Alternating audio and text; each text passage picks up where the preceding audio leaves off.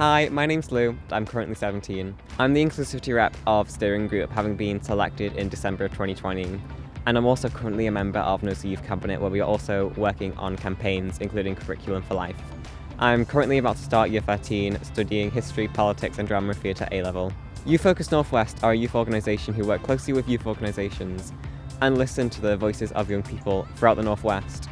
They are particularly keen on taking a stance against climate change, particularly in the run-up to COP26. In my local borough, St Helens, we have two different types of ways to recycle. First of all, we have a pink bag and a black box.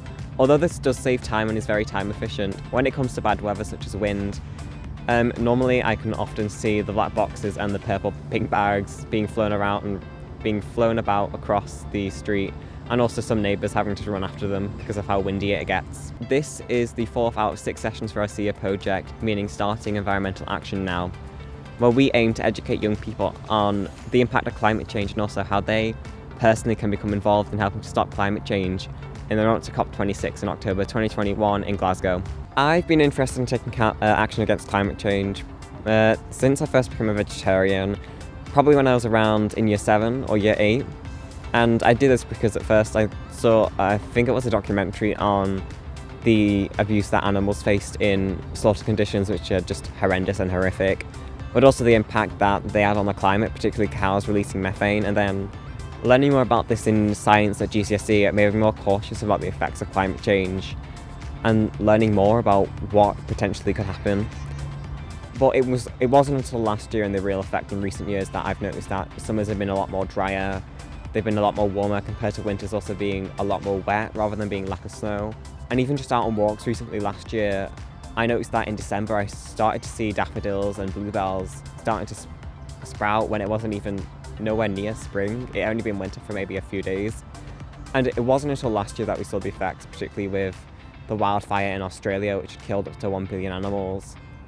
And even today with Turkey, Greece, Algeria, the west coast of the US and Canada, and other parts of the world facing horrendous wildfires, which recently with the UN's IPCC report highlighting code red for against humanity, but also from COVID-19 lockdown throughout the past 16 months, I've noticed the power that nature has against climate change, as seeing videos of clean streets or clean canals in Venice with dolphins in them and birds chirping for the first time in years in Beijing due to lack of carbon reduced, and also here within the Liverpool City region, I've noticed that the air quality's been a lot more clearer and the skies have been a lot more blue with the reduced amount of traffic that took place during lockdown, how much more quieter it was.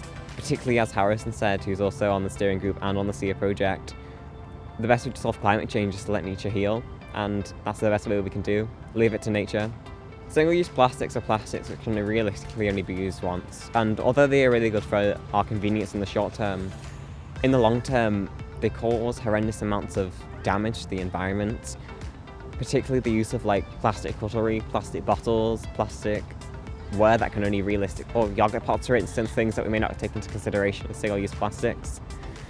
And this can then break down into microplastics getting into the ocean, and then not only can it affect the environment, but also it affects us, as when fish and birds start to consume it, eventually ends up in it ends up in our systems, into our food chain. And that's already starting to take effect now, and who knows who in 50 years time, with the lack of research there is now, of the effects that could have on us today. We start to bring our own water bottles to events to fill them up, use our own containers, go to some eco-friendly shops where you can fill up your own shampoo, shower gel, soap, toothpaste and more, to reduce the need for single-use plastics. So you may be wondering to yourself, what can you do now as a young person? Well, there are many ways you can get involved. First of all, you can join your local youth cabinet or council to get involved with their local campaigns. Hopefully join POSH as well, where you can advocate on climate change and also plastic pollution. On the more day-to-day basis, you can be more conscious about what type of plastic to use. Start using a refillable water bottle, start recycling more. Also help out at local recycling groups where you can go around, pick up plastics or clean beaches, just to try and get that litter off and stop pollution in the short term. This has been the 4th session out of 6 on the S.E.A project in the run-up to COP26, focusing on plastic pollution and the impact that recycling has. This was written by us young people in hopes to educate other young people on not just the impact that plastic pollution has on the environment, but how you locally can get involved with recycling and to stop plastic pollution. Remember to engage with the two remaining S.E.A webinars coming up on the run to COP26. And also remember to follow You Focus Northwest on Twitter and Facebook and other socials as well. We hope that this has been good and we hope to see you at COP26. My name is Bethan, I am 19 and I am starting uni this year, so that's exciting. The reason that I began to partake in environmental projects was because it's something that's always been very interesting to me, understanding what's going on in my environment, spending time in nature, and as this session's about, knowing how to recycle and what recycling is about are all very important things to me. I'm part of You Focus Northwest, in which is a youth service across the northwest of the UK, and it supports young people to have their voice heard and to engage in projects such as this one. I'm Evie, I'm 23, and the reason why I wanted to become a member of S.E.A was because to give me an opportunity to become involved in projects such as fast fashion, recycling and sport. Plastics and recycling mean to me about the waste that we create on a daily basis. Plastic comes in many different forms, such as from foods that we eat, from activities that we do, and from just day-to-day life, such as travel and food. Plastic is one of the things that does not biodegrade. It does not disappear, so it just has to be recycled and recycled, creating different uses for it. So Evie, what does plastic mean to you? Plastic means to me that people are ignoring all the signs physically around them to take their rubbish at home, because at the beach some people ignore the signs just deliberately. Bethan, what are the pros and cons of recycling? So, thank you. The pros of recycling are that it prevents the plastics and other harmful items affecting animals' life and habitats. The negative, however, is that not enough people recycle and not enough people understand how to recycle and what the best ways of recycling are. There are many different types of recycling. We can recycle most materials apart from certain plastics. Some of the things that we recycle include fabrics, glass, paper, and of course plastic. There are different types of plastic, and these different types are recycled in different ways.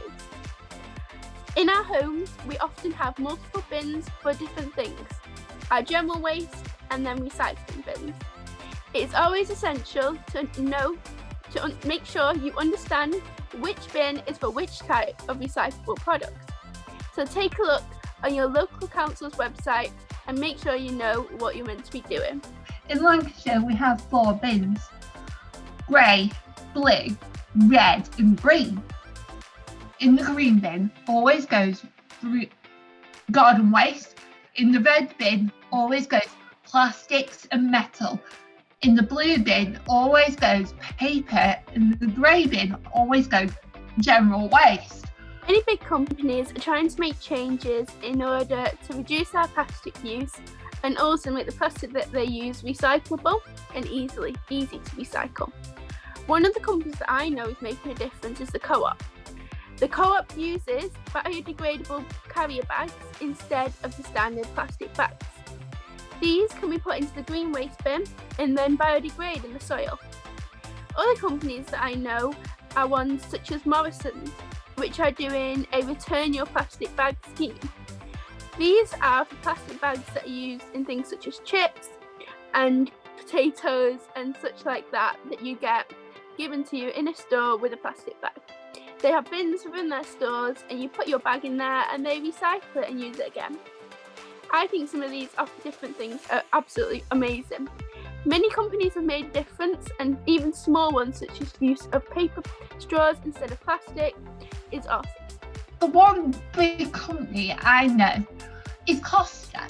Costa have plastic cups, but they've just rechanged from plastic straws to paper straws.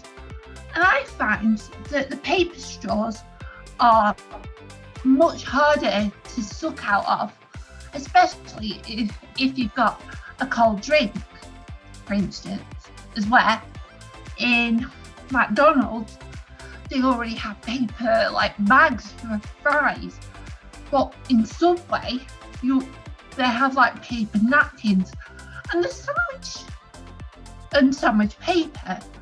But how are people supposed to know what bin they go in? The solution to plastic bottles would be buy yourself a metal bottle. Metal bottle, this is I can refill it over and over again. So if I know it's getting empty, all I do is just refill it. So there are many things that you can do if you are interested in getting involved with climate change action. Some of them can be such as doing your own research, such as looking online, but also you can find groups in your local area, such as green councils, your local youth council, or other groups such as Fridays for Future. These will give you a space to be able to talk about your understanding of climate change and learn new things. These places also talk a lot about plastic and recycling, how to recycle, and can give you more tips and tricks on how to live an eco-friendly lifestyle. For me, I found it very difficult when first trying to engage in climate projects. I was looking to be a part of the GMYCA. This meant that I could engage quickly on the Green Summit. From there, I developed my own understanding by looking at research and finding other groups, such as those that engage with Fridays for Future. I attended marches and became an active member, learning more every day and creating projects and doing activities such as the 2020 Green Summit to develop my understanding. There's lots of information out there, you just got to find it. It's not easy, but if you're interested and if you're passionate about the environment, then keep going and you'll find your place to get involved. The things about engaging in climate strikes and protests is that it gives you a space to have your voice heard and to have your face seen. People can't ignore you if you're making noise, so being on these protests gives you that space and that voice to say what you believe needs to be said. The most important thing though when on a protest is to keep yourself safe and those around you safe, and always participate with a safe group of people that you know well in a safe environment. So yeah, protests are awesome if done the right way. I'm part of the GMYCA. This is the Greater Manchester Youth Combined Authority. Follow us on social media such as Instagram and Twitter to see what we get up to and see if you can get involved. One of the reasons that we are doing this project at the moment is as the upcoming COP26 event is happening soon. This is a climate conference that will be happening in Glasgow as part of the UN Climate Action. We thought that it was very important that young people understood about the environment. So go and have a look at what COP26 is and see how you can get engaged. So guys, we have 4 quick quiz questions for you today. One piece of advice that I would give to anyone looking to join their local youth council is don't be scared, or you can always approach your youth worker and they will point you in the right direction.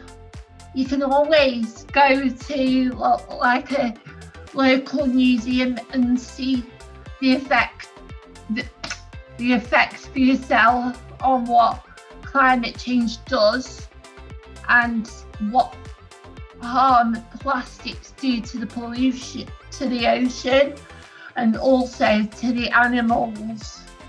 So then, what could you do?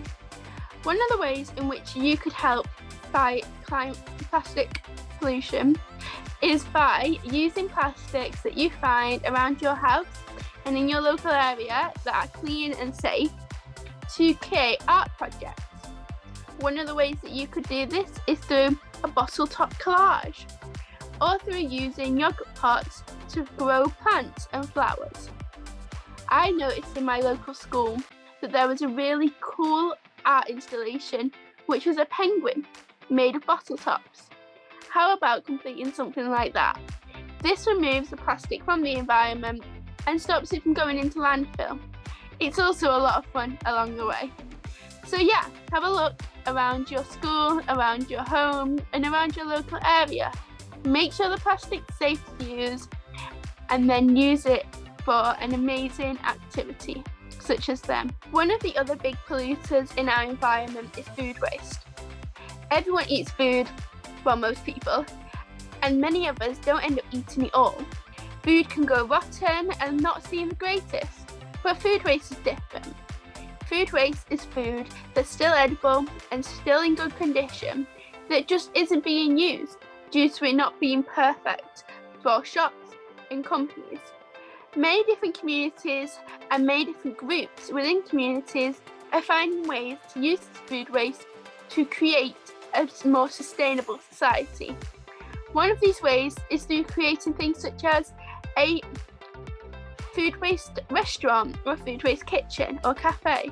Those in the community can then come together to have a healthy, sustainable meal, all together in a safe environment that is also helping to fight the climate emergency. Thank you everybody for watching today. It was amazing to have a chance to talk about plastics, recycling and food waste. Some of the areas we looked at, such as Lancashire's bins and single-use plastic, are awesome. Not awesome in the sense of our environment, but awesome that you're here to engage and learn about how we can prevent these from affecting our environment and especially our wildlife. So yeah, thank you so much for joining us. Take a look at some of our resources if you're interested in learning more or participating in a group or climate strike. So yeah, goodbye everybody and thank you for joining us. Thank you everyone for joining today. I hope that you will take some of this information away, and always remember, always use metal bottles instead of plastics. Thank you.